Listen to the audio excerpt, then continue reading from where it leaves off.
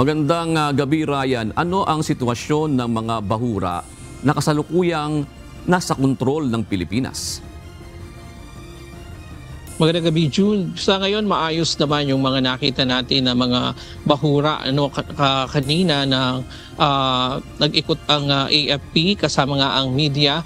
At bagamat mayroong tayong mga nakita na mga Chinese Coast Guard at mga maritime militia vessel na malapit doon sa ibang mga isla.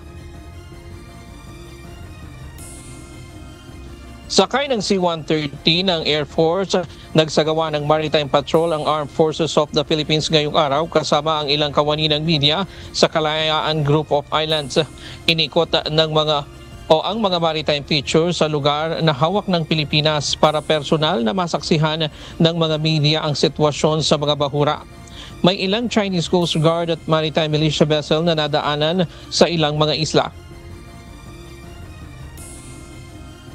With this, yung Armed Forces of the Philippines, we'd like to i-affirm yung ating unwavering commitment towards upholding our sovereignty.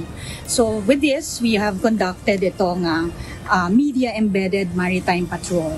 So dito naman, as we have been showing for the past few years, itong ating transparency initiative. And ito is a very good example of that, na makita talaga natin itong situation in the area.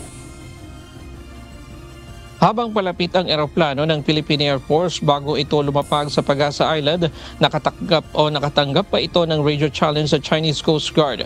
Sinagot naman ito ng Philippine Air Force at di na muling sumagot ang China. Pagdating sa Pag-asa Island, kapansin-pansin ang mga isinasagawang konstruksyon sa isla. Nasa 13 pasilidad ng AFP ang kasalukuyang ginagawa at target itong matapos ngayong taon na bahagi ng modernization program Horizon 3 ng AFP. Natapos na rin ang runway ng paliparan kung saan mas malaki at mas mahaba na ito kaya kayang-kayang makalapag dito ang mga eroplano gaya ng C-295 at C-130 ng Philippine Air Force. At samantala, tanaw naman mula dito sa Pag-asa Island yung mga Chinese Coast Guard at mga maritime militia vessel. Mayroon din tayong nakita kanina na barko ng PLA Navy na umaaligid lamang dito sa isla at ayon sa mga residente dito, araw-araw ay ganun ang kanilang sitwasyon. Diyan muna ang latest dito sa Pag-asa Island. Balik sa'yo, June. Ryan, bukod sa aerial patrol, magkakaroon din ba ng pagpapatrolya gamit ang asset ng Navy dyan? Tinitingnan natin yung iba pang mga activities dito.